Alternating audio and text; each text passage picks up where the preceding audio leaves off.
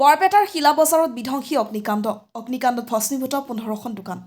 Fast food, restaurant, stationery, electric, মনোহাৰী, বাচন বৰ্তন বিক্ৰী কৰা দোকানকে ধৰি বিভিন্ন ধৰণৰ দোকান ব্যৱসায়িক প্ৰতিষ্ঠান অগ্নিকাণ্ডত ভস্মীভূত হয়। নিশা প্ৰায় 1 বজাত অগ্নিকাণ্ডৰ সূত্ৰপাত ঘটাৰ সন্দেহ।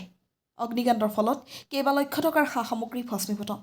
শ্বৰ্ট চাৰ্কিটৰ বাবে এই অগ্নিকাণ্ড সংঘটিত হোৱাৰ সন্দেহ ৰাইজৰ।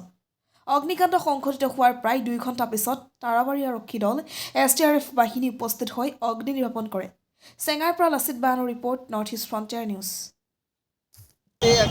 এটামান বজাত হিলাত জুই লগা কথা শুনিলোঁ।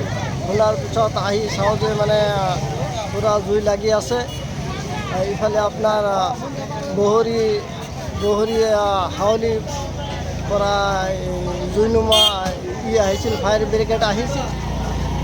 কিন্তু দুখৰ বিষয় হ'ল যে বহৰীৰ পৰা ওচৰত থাকি এওঁলোকে আহিব পৰা নাই, কিন্তু হাউলিৰ পৰা আহি এওঁলোকে জুই নুমাবলৈ সক্ষম হৈছে।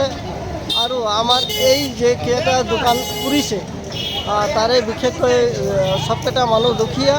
বিশেষকৈ দোকান আছিল, চেণ্ডেলৰ দোকান আছিল, কাপোৰৰ দোকান আছিল আৰু গেলামাল দোকান আছিল।